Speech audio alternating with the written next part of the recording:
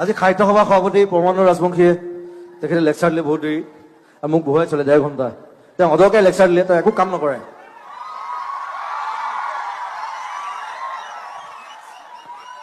তেওঁ এবাৰ গুৱাহাটী সাহিত্য সভাত মোক মাতি লৈ গ'ল ক'লে মোক জুবিন মই চব স্পষ্ট কথা কওঁ দেই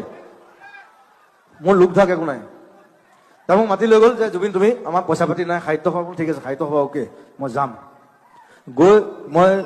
1 ঘণ্টা এনেই গান গালোঁ একো নাই অ'কে আমাৰ গুৱাহাটী মিউজিচিয়ানে বজাইছে চব মোৰ ভাই বন্ধু তাৰপিছত মোক এটা পেকেট এটা দিছে মস্ত পেকেট এটা দিছে সাহিত্য সভাত দেই মই কৈ আছোঁ শুনক ইটছ ভেৰি ইণ্টাৰেষ্টিং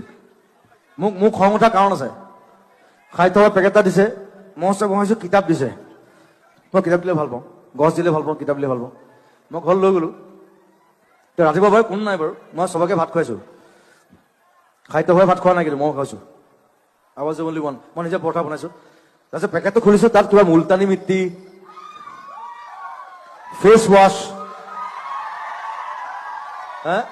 যিবোৰ মোক নালাগে মই যিবোৰ ইউজ নকৰোঁ